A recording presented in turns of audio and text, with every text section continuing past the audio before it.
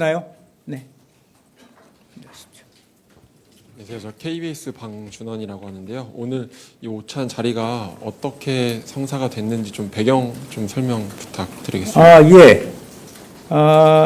저기 이재명 대통령께서 후보 시절에 조갑재 정비주 대표를 만나셨고 그때 선거가 끝난 후에 한번 보자고 말씀하셨기 때문에 오늘은 이재명 대통령의 초청으로 이루어졌습니다. 네.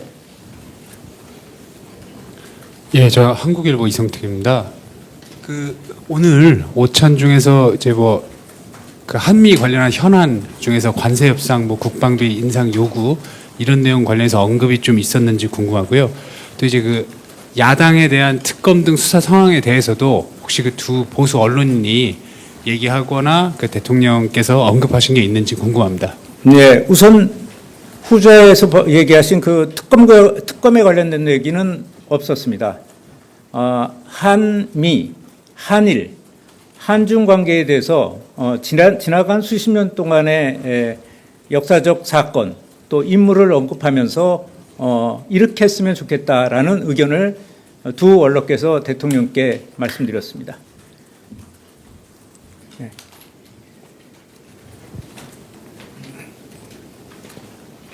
MBC 홍신영입니다. 그 인성 관련해서 제가 좀 궁금한 게 있어서 요구하고는 상관없지만 좀 질문을 좀 드릴게요. 그 최희영 문체부 장관 후보자가 하정우 AI 수석하고 한성수 중소벤처기업부 장관 후보자에 이어서 세 번째 네이버 출신인데요. 출신 기업이 겹친데 배경이 있는지, 배경이 없다면 어디에 인선에 최대 초점을 좀 맞췄는지 좀 궁금합니다. 죄송하지만 제가 저기 오찬을 끝나고 회의가 좀 있고 그래서 관련된 내용을 저는 못 봤습니다. 네. 또 남았습니까? 예, 얘기하세요. 네, 아시아경제 송승섭 기자입니다. 오늘 오찬에서 조국 등 정치인 사면 문제나 다른 정치 현안 관련 얘기 오가지 않았는지 궁금합니다. 구체적으로는 오가지 않았습니다. 예. 예, 매경 오수연입니다. 정규재 논설위원이 오찬 전에 방송에서 이제 이창용 총재 관련된 비판하는 내용을 하고서 이제 오찬에 간 걸로 보이는데요.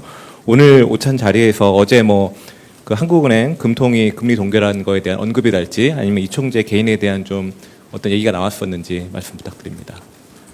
특정인에 대한 호불호에 관한 얘기는 일철 나오지 않았고요. 오늘은 격이 좀 높인 가운데서 역사와 또 국제 관계 전체적인 문제 이런 어떤 좀 어찌 보면은 좀 언론인들이 대통령한테 할 수 있는 조금 수준 높은 얘기들이 오갔습니다. 구체적으로 어떤 분의 호불호는 하나도 오가지 않았습니다. 누가 먼저 들으셨죠? 저쪽. 네. 네, 안녕하세요. 뉴스원 한병찬 기자입니다. 오늘 군대에 대해서도 얘기를 하셨다고 하셨는데, 앞부분에 교육이나 이제 한자 얘기를 하다가, 투자 얘기를 하다가 군대 얘기가 좀 갑자기 나온 게 좀 이렇게 연결이 안 돼서요. 그래서 어떤 맥락에서 군대 얘기를 하게 됐고, 군대에서 교육을 얘기하게 됐는지 궁금합니다. 예, 오늘 보시면 알겠지만 생각보다 오찬인데 2시간 동안 진행이 됐습니다. 그래서 굉장히 국제, 정치, 경제, 사회 거의 모든 분야에 대한 얘기들을 환담 형식으로 이루어졌다고 생각하면 됩니다. 그래서 구조적인 문답 형식의 얘기가 아니었고요. 굉장히 환담 형식으로 자연스러운 분위기에서 흘러가는 대로, 주제가 흘러가는 대로 자유로운 발언을 하셨습니다. 예, 계속 드셨는데. 네, 안녕하세요. SBS 비주 우영준입니다. 정규재 원로께서 투자 증여 상속 세제 혜택 제시하셨다고 하셨는데 이와 관련해서 구체적으로 대통령께서 언급하신 내용이 있는지 궁금합니다. 원론적으로 투자 환경을 개선해야 된다라는 부분에 대해서는 원론적으로 동의를 하셨고요. 그렇지만 구체적으로 세금 혜택이라든가 상속 증여와 관련된 구체적인 언급을 하지 않으셨습니다. 네. 네, 안녕하세요. 경향신문 이유진 기자입니다. 그 나눠주신 이 한자 중에 인의정치라는 구절도 있는데 이 부분에 대한 설명은 아직 안 나온 것 같아서 구체적으로 네. 그걸 설명하지는 않으셨고요. 아, 네. 조갑재 대표께서 이재명 대통령께 드리는 그 쪽지였습니다. 네, 말씀하십시오. 네, 미디어 오늘의 노지민입니다. 그 앞으로도 언론인들과의 만남을 좀 이어가실 계획이 있으시면은 뭐 어떤 원칙이나 기준에 따라서 뭐 순서 같은 것도 고려하시는지 궁금합니다. 앞으로 대통령께서는 그동안에 계속 그 언론인들하고의 접촉을 적극적으로 하시겠다고 말씀하셨고, 차례차례 어떤 예를 들면 보도국장, 편집국장 간담회라든가 이런 것들이 차례차례 예정이 될 가능성이 높습니다. 물론 정확한 일정은 아직 나오지 않았는데 언론인들과의 접촉을 계속 늘려나갈 생각입니다. 네. 네, 수석님 뉴시스 김경록입니다. 네. 그 오찬 관련은 아닌데요. 그 SNS 통해서 이제 이재명 대통령께서 오늘 아침에 김민석 총리에게 경주 에이펙을 잘 챙겨달라고 당부하셨고, 댓글에 김민석 총리께서 답글을 다신 이후에 방금 또 김민석 총리께서 잘 다녀왔다고 보고를 하시고 김진아 차관에게 또 업무를 부탁하시는 그런 SNS를 통한 국정 소통이 이루어지고 있는데, 이게 이재명 정부만의 어떤 새로운 국정 소통 방식이라고 봐야 할지 여쭙습니다. 뭐 그렇진 않죠. 다른 나라에서도 지금 이미 SNS를 통해서 빨리 의견을 전달하는 거는 자주 일어나고 있는 일이라고 생각하고요.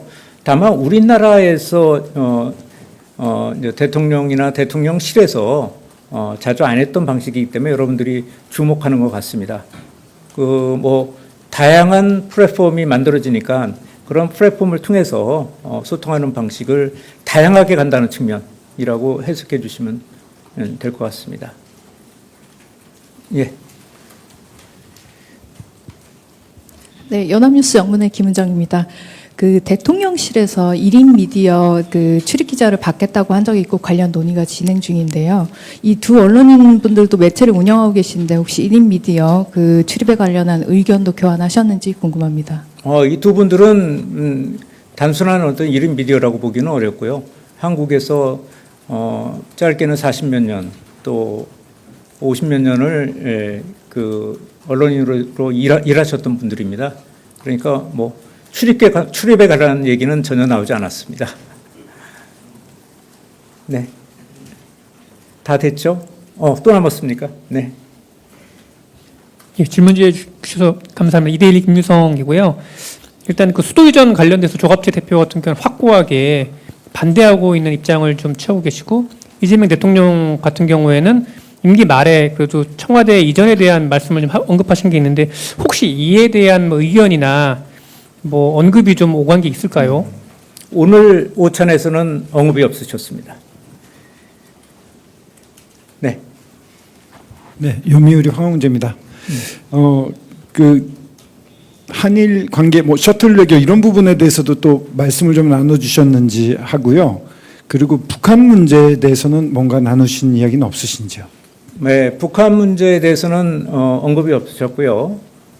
한일 관계에 대해서는 두 언론인이 한국의 근현대사를 다 꿰뚫어서 활동하셨던 분들이기 때문에 시기별로 어떤 일이 있었고 또 한일 관계를 공고히 가기 위해서는 이런 게 필요하다는 조언을 해 주셨습니다.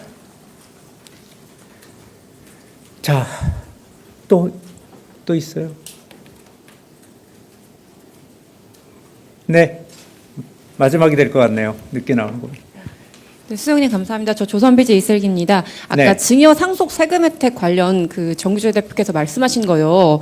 이게 좀 관련한 부분을 조금만 더 여쭙고 싶은데요. 이게 요 부분 대통령께서 당대표 하실 때도 상속이나 증여 부담 완화에 대한 이야기를 좀 여러 차례 하셨잖아요. 그래서 어떤 말씀을 하셨는지 조금만 더 말씀 주시면 감사하겠습니다.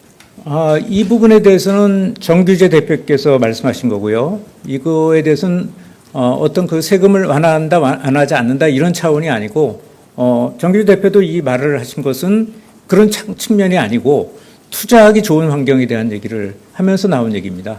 그래서 대통령께서도 투자하기 좋은 환경을 만드는 게 좋겠다. 그런데 수도권 지금처럼 집중으로는 도저히 답이 안 나온다.